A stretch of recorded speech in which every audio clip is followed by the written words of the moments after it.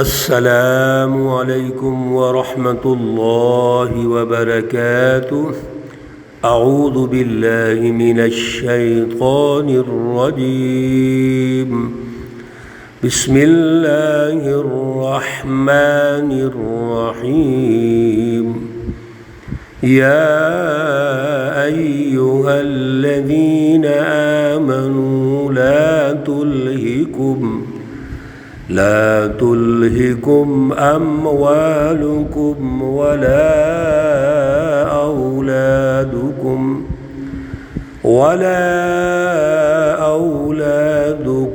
عن ذکر اللہ ومن یفعل ذلک فاولئک هم الخاسرون۔ صدق اللہ العلی العظیم۔ اللہم صلی علی سیدنا ومولانا محمد النبی الأمی وعلى آلہ واصحابہ وبارک وسلم وصلی علیہ۔ معزز سامعین و سامعات، پارہ نمبر 28 سورۃ المنافقون۔ آج الحمدللہ ہم سورہ مقدسہ کی آخری آیات مقدسہ 9، 10 اور 11 پر بات چیت کریں گے۔ اللہ رب العزت ان آیات کا فہم اور شعور عطا فرمائیں اور عمل کی توفیق اور صلاحیت عطا فرمائیں۔ گزشتہ درس میں اور پورے رکوع میں اللہ رب العزت نے منافقین کی سوچ، ان کا مائنڈ سیٹ، ان کے رویے اور ان کی جو تیز تر زبانیں ہیں، دعوے، جھوٹے دعوے، جھوٹی قسمیں، یہ سب کچھ اللہ نے ارشاد فرما کر یہ واضح کر دیا کہ یہ منافقین جہنم میں ہیں، جہنم میں جائیں گے۔ ان المنافقین فی الدرک الاسفل من النار، یہ منافقین حزب اللہ کے لیے خطرناک ہیں، نقصان دہ ہیں، ان سے سچی جماعت کو بچانا ضروری ہے۔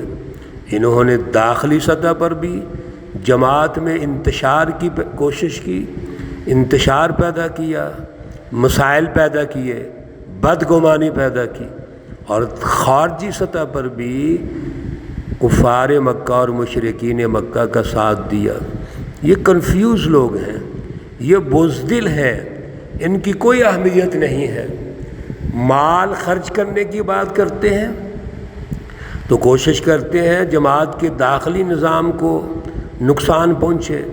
اللہ رب العزت نے ارشاد فرما دیا، یہ خزانے سارے تو اللہ کے ہیں، زمین و آسمان کا مالک، خالق، رب الناس، مالک الناس، الہ الناس، یہ تو اللہ کی ذات اقدس ہے۔ اور تم جو مہاجرین سچی جماعت کو ذلیل کہتے ہو، استغفر اللہ، معاذ اللہ، اصل میں عزت تو اللہ کی ہے، رسول اللہ صلی اللہ علیہ وسلم کی ہے، مومنین کی ہے، حزب اللہ کی ہے، تمہاری کیا عزت ہے؟ اللہ رب العزت سچی جماعت کو مزید تربیت فرماتے ہیں، منافقین کے بارے میں الرٹ کرتے ہیں، ان کے رویوں کے بارے میں الرٹ کرتے ہیں۔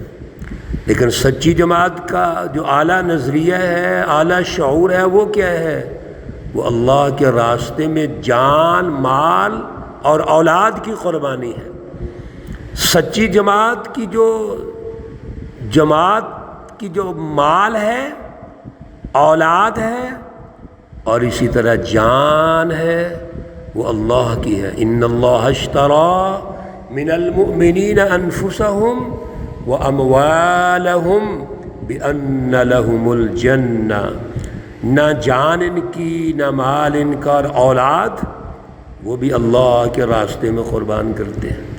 اس لیے فرما دیا، یا ایھا الذین آمنوا، اے ایمان والو، لا تلہکم اموالکم ولا اولادکم، تمہیں غافل نہ کر دیں تمہارے مال اور نہ تمہاری اولاد عن ذکر اللہ، اللہ کے ذکر سے، اللہ کا ذکر، اللہ سے جوڑ، ربط اور محبت جو خدا شناسی ہے یہ قائم رہنی چاہیے۔ اس میں کوئی بھی محبوب چیز وہ آڑے نہیں آنی چاہیے، وہ مال ہے، اولاد ہے، جان ہے۔ لن تنفقوا حتی تحبون، اللہ رب العزت کا ارشاد ہے لن تنالوا البر حتی تنفقوا مما تحبون۔ اللہ کے راستے میں کون سی تمہاری پیاری چیز ہے؟ جان ہو سکتی ہے، مال ہو سکتا ہے، اولاد ہو سکتا ہے، اور کیا ہو سکتا ہے؟ جب تک تم اللہ کے راستے میں قربان نہ کر دو اس وقت تک نیکی کو نہیں پہنچ سکتے۔ اس لیے فرما دیا یہ مال اور اولاد سب کچھ اللہ کا ہے۔ وَمَن يَفْعَلْ ذَلِكَ فَأُولَئِكَ هُمُ الْخَاسِرُونَ، اور جس نے بھی ایسا کیا وہ گھاٹے میں ہوں گے۔ ان منافقین نے کیا ہے یہ نقصان میں چلے گئے۔ انفرادیت آئی، ان میں تکبر آیا، ان میں غرور آیا، دلوں میں بیماری پیدا ہوئی، تو جھوٹے دعوے آئے، جھوٹے قسمیں کھائیں، یہ تباہ و برباد ہو گئے۔ جبکہ سچی جماعت ایسی نہیں ہو سکتی، بلکہ آگے حکم آ گیا وَأَنفِقُوا، اور خرچ کرو، مِمَّا رَزَقْنَاكُمْ، جو ہمارا دیا ہوا ہے۔ میرے عزیزو، دیا ہوا تو اللہ کا ہے، کسی کے پاس وہ سچی جماعت ہی کیوں نہیں، وہ اللہ کے سچے رسول ہی کیوں نہیں ہے، لیکن دیا ہوا تو اللہ کا ہے۔ اس نے اللہ نے کہہ دیا ہم نے تمہیں دیا ہے، اس کو خرچ کرو۔ من قبل ان یأتی احدکم الموت، اس سے پہلے کہ آپ کے پاس موت آ جائے، اور جب موت آئے گی تو فیقول ربی، پھر آپ کہیں گے ربی، اے ہمارے پروردگار، اے میرے پروردگار، لولا اخرتنی الی اجل قریب، کیوں نہ ڈھیل دی تو نے مجھ کو ایک تھوڑی سی مدت کے لیے، مجھے موقع مل جاتا تو فاصدق، میں خیرات کرتا، خرچ کرتا اللہ کے راستے میں، وَأَكُن مِّنَ الصَّالِحِينَ، اور میں بھی سچی جماعت میں سے ہو جاتا۔ اس وقت جب موت آ جائے گی اور موت کے بعد ہمیں احساس ہوگا، اللہ کے دربار میں حاضر ہوں گے اور یہ منافقین کھڑے ہوں گے جو اللہ کے راستے میں خرچ نہیں کرنا چاہتے تھے، ہمیں احساس ہوگا، ہم پھر کہیں گے یا اللہ ہمیں موقع مل جاتا ہم بھی خرچ کر دیتے۔ اس موقع سے پہلے پہلے، موت سے پہلے پہلے رسول اللہ صلی اللہ علیہ وسلم کا ساتھ دیجیے، قربانی دیجیے، اور صحابہ اکرام نے ایسے کیا۔ کوئی ایسا موقع ہے جس میں اس سچی جماعت نے قربانیاں نہ دی ہوں؟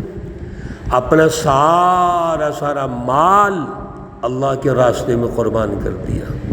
حضرت ابوبکر صدیق رضی اللہ تعالی عنہ مال لے کے آتے ہیں، رسول اللہ صلی اللہ علیہ وسلم نے فرمایا، پوچھا ابو بکر گھر کیا چھوڑا ہے؟ فرمایا اللہ اور اللہ کے رسول کا نام چھوڑا ہے، باقی سب کچھ میں لے آیا ہوں۔ میرے عزیزو، یہ سب کچھ تو اللہ کا ہے۔ وَأَنفِقُوا مِمَّا رَزَقْنَاكُمْ، جو ہم نے تمہیں دیا ہے۔ تو انسان کس پر گھمنڈ کرتا ہے؟ کیا کوئی انسان دنیا میں جب آیا تو کچھ ساتھ لے کے آیا؟ یہ سائنسی تحقیق ہے باقاعدہ۔ دنیا میں آیا تو خالی ہاتھ، دنیا سے جائے گا تو خالی ہاتھ۔ صرف اس کے پاس اعلیٰ ایمان ہے، اعلیٰ نظریہ ہے، اللہ کی محبت ہے، رسول اللہ صلی اللہ علیہ وسلم کی محبت ہے، اور اس کا عمل و کردار ہے، اس کی جد و جہد ہے، جس کی بنیاد پر اللہ دنیا اور آخرت میں ان کو انعامات سے نواز دے۔ ان کو اعزازات سے نوازتے ہیں۔ اللہ فرماتے ہیں وَلَن يُؤَخِّرَ اللَّهُ، سنیے، اور ہمیں تو خصوصاً اس پہ توجہ کرنی ہے۔ آج کے دور کا نام نہاد مسلمان، صرف لیبل مسلمان کا ہے، چہرے پہ ہم مسلمان لکھا ہوا ہے، مسلمانوں کے گھر پیدا ہوئے تو مسلمان ہیں، ان کو تو زیادہ توجہ کرنی چاہیے۔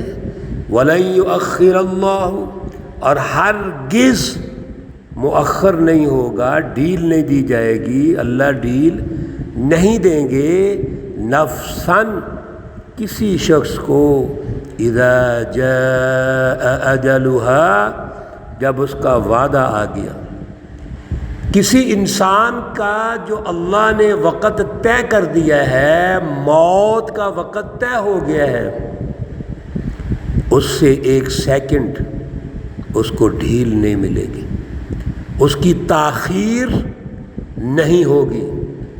تو جب اتنا ہمارے پاس اختیار نہیں ہے کہ ہم چند سیکنڈ اپنی مرضی سے جی لیں، زندہ رہ جائیں، تو پھر ہم منافقت کریں، پھر ہم کفر اور شرک کریں، پھر ہم اللہ کو بھول جائیں، اللہ سے اپنا ربط کمزور کر لیں۔